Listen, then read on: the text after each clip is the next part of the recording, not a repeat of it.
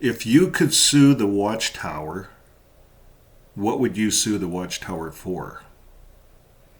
That's presuming, of course, that you're, let's say, an exJW like myself. There's, there's estimates that in the last few years, 2 million have left. And I'm still waiting on that report. Okay, so let's get into this topic we have here today. There's a lawsuit by exJWs. Now, I thought some of the wording here was really quite interesting, and we're going to look at the article. Inducing suicide. Inducing suicide. The blood transfusion doctrine. It's really inducing suicide when you think about it. So that's what's one of the things that's mentioned. Lower education. You end up 50 years old, 40 years old, and all you have, your knees are sore, your arms are sore, you can't do the window washing no more, you're wore out, and you wished you could have gotten higher education, but you couldn't. You cannot do higher education and be accepted in that cult. So that's one that's I thought was interesting. Ostracism. Well, ostracism, the shunning. Of course, we all are being shunned. They like to say that they don't shun and that it's only you just don't talk spiritual things, but you can still have normal association. That's what they said in the Supreme Court of Canada. Nam said that for Jehovah's Witness. He went to the Supreme Court and he said, he told the judges, people can associate. They just cannot have spiritual association with those ones that have left.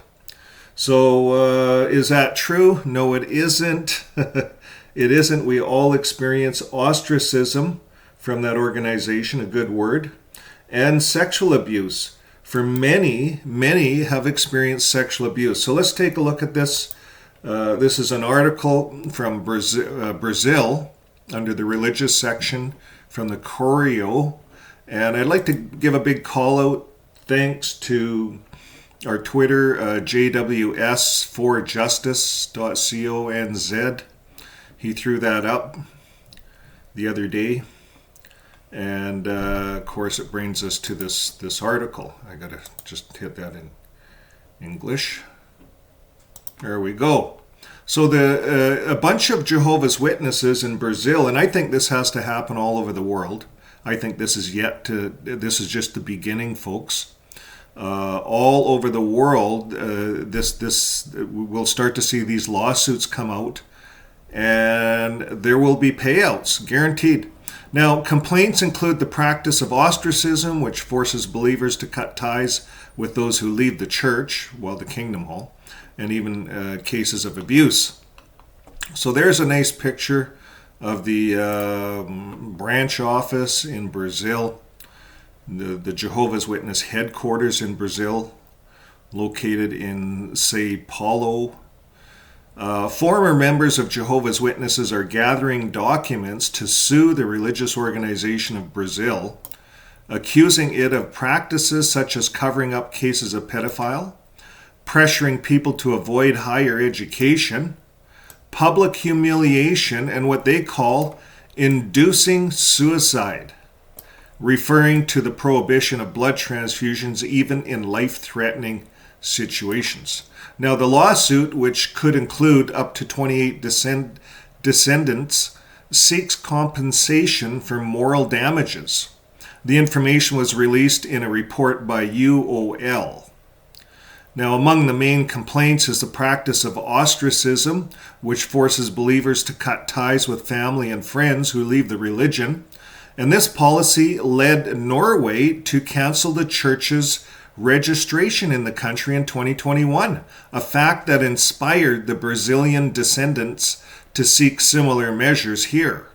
It's as if I had been buried alive, says Esther Lopez Bueno, 42, who has not spoken to her family since leaving the Kingdom Hall, I'm going to put that in there, church they call it, in 2019.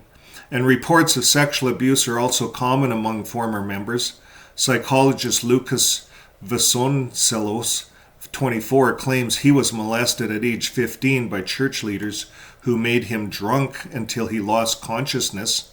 And when he woke up, he says he found marks of abuse on his body.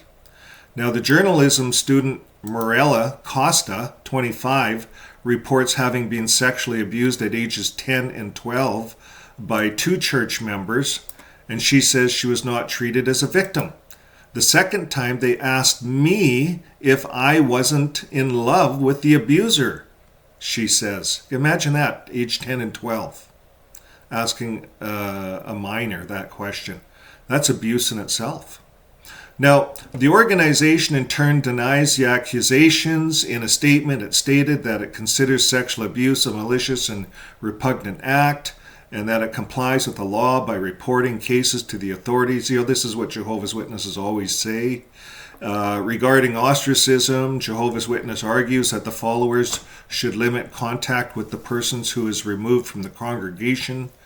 You see, this is a big BS statement. Should limit. Followers should limit. Here's your recommendation to you followers. You should limit this. That's not how it is, folks. They have in their elders book, if the followers continue to have association with disfellowshipped ones, they themselves will be dealt with by a judicial committee. In other words, they will be disfellowshipped themselves. So there's no should limit there. This is how they candy coat things. Followers should limit contact with the person who is removed from the congregation. This is their statement, Jehovah's Witnesses. And they say regarding the prohibition of blood transfusions, the spokesman highlighted that the practice is based on biblical instruction. That's BS. None of the Jews will. Jews follow the old Mosaic law to the hilt, and they're very careful on what they eat. They themselves take blood transfusions because there's a law also that prohibits, allows you to break laws if it means life and death. In other words, if your kid or your lamb fell in the well, on a Sabbath day, you could break that law and save them. And so is true with the blood. Even though they have a prohibition on blood, you do not give up life over a medical treatment that involves some blood. So Jehovah's Witnesses have really twisted the Bible here when it comes to the blood. This has been recognized as rightly by the Supreme Federal Court. And another point of conflict is the devaluation of higher education. This is an excellent point. I think the organization, the Jehovah's Witnesses organization, JW.org, needs to have their ass sued off of them. They need their asses sued off of them. All of these people, the end hasn't come yet, and all of these people have grown old and they have no pension. They have no nothing. They have no higher education. They haven't paid into any insurance program. And most of them are on welfare, going down to the damn food bank. And that's where JW.org sends their people, is to the food bank. Public food bank. They want to be a charity, but they send their people to the food bank. I'm sorry, folks. This devaluation of higher education just gets my goat. And they need their asses sued off for this. Now, the organization discourages believers from attending college. Bullshit. If you're an elder, you get disciplined, you get drugged through an elders meeting, and you get deleted as an elder if you allow your kids to go to university. You are demoralized. So it's not discourages them. No, you are dealt with and you are disciplined. You lose all your privileges. You can't even handle the mic. You were once an elder. You feel worthless. This is what this organization does to you. It breaks you down, and it needs its ass sued off because it lies. And this is how it lies about it. They say the organization discourages believers from attending college. That's a BS statement. Claiming that this could expose them to moral and spiritual dangers. Bullshit. The Mennonites, the Amish send their kids out for 2 years. Go out, check out the world, and see if it's for you, and then come back. You see, spirituality if Jehovah's Witness parents haven't done their job by the time their kids are in university, they've missed the boat. They haven't taught that kid the spiritual concepts of morality and everything else that goes along with their belief. So they can't trust their spirituality if the kids go to university, because if they go to university, they're going to learn the truth about their organization. It's been lying to them. So this is the problem that Jehovah's Witnesses have. This is not a problem with Jehovah's Witnesses, but this is the problem the governing body of this religion has. The cult organizers. And they're getting laced from right to left on this education thing. And the Bible is full of scriptures that says to gain wisdom, to gain insight. You do that through education. So this is a real bogus statement. Let's just carry on here and see where it goes next. Okay, so Lara Prado, 27, who left the Church of the Kingdom Hall at 23, regrets not having followed her dream of studying history or journalism. She says, I lost everyone I knew, and most of all, I lost my mother. She's alive, but she treats me as if I were dead, she says. And this is ostracism all these young people are experiencing. And the lawsuit is also expected to address the ban on blood transfusions, which the descendants call inducing suicide. Exactly, that's what it is. And Jero, 72, showed a notarized document in which she renounces the procedure. I have legalized my death in a notarized document. This is a sacrifice of life, she says. And Anela countered, stating that refusing a transfusion is a guaranteed right and that the church does not induce suicide. So, people argue that left and right. Now, the organization maintains its position, stating that the accusations come from the people making false and slanderous statements. Meanwhile, former members remain mobilized, seeking justice and reparation for the impacts they claim to have suffered. So that's the end of the article. Now, I just wanted to comment on this blood thing. Now, it is inducing suicide. They have meetings once a year. They get people to sign these little blood cards that they put in their wallets. They even sign them for their kids, their minors. And the whole idea here is dying and not taking blood. You'll take death over life. You see, it's opposite of what Jesus taught. Jesus taught life over death. But they want to teach death over life. This is inducing. Everyone's coerced into doing this, that one day every year that they do this. They update these blood cards that are in their wallets. So very much induced, very much, and some, they just believe this governing body, that they're from God and that they know the truth, but yet they come on stage and they say, we're not inspired, we don't have the answers, and we make mistakes. And they've made so many different changes, even the simple thing with beards. They didn't allow beards for almost 100 years, since Rutherford's day, well over 100 years. They didn't allow beards. And then all of a sudden one day they allow beards and slacks, because of the Norway court case. So we know that this religion is a scam, and these lawsuits are going to happen all over the world.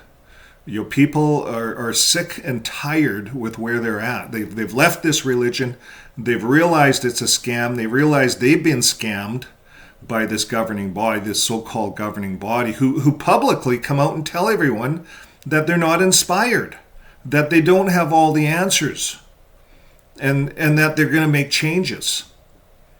Why? Because they're a corporation, they're a business. And if they want to keep receiving charity money from different countries, well, they're going to have to make changes. And when it comes to ostracism and the shunning, I believe that everyone around the world has a claim against the Watchtower. This is a violation of our human rights. Now, they want to go to their human rights for freedom of religion and all that, the European Union of all these laws. Well, what about the Union and the European Union and all the freedom of rights that we have as exJWs? You know, the freedom to leave the religion without consequences. That does not exist. There is consequences. You're publicly marked. You're publicly shamed. You're publicly shunned. And if anybody wants to go for coffee with you and just chit-chat, they themselves will be shunned. This is a cult. The cult has to be stopped. How does it get stopped?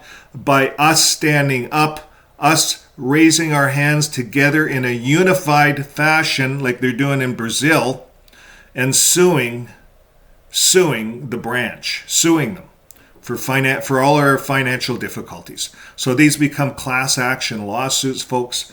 This is what's going to happen all over the world. Good on everyone in Brazil, and for all of us around the world, exJWs, we're cheering you guys on. We'll be following this, folks. We'll be keeping you up on it, abreasted to what happens next. So if you haven't followed the channel yet, please subscribe. We're also prepping for the 2025 convention protest campaign this year. Shunned but not forgotten, exjwfriends.com. It's a landing spot. We have a Discord channel. Every Wednesday night there's a live hosted by Joe and Fran, and you can come on and meet them, and it's a good landing spot if you're leaving the organization. So thanks again, folks. Keep living your life with love. That's the best remedy, best solution. If you have a story, you want to mail it to us, send it to us, mail@exjw.tv. We'd be glad to see it. Again, thanks, and we'll see you guys on the next video. Bye for now.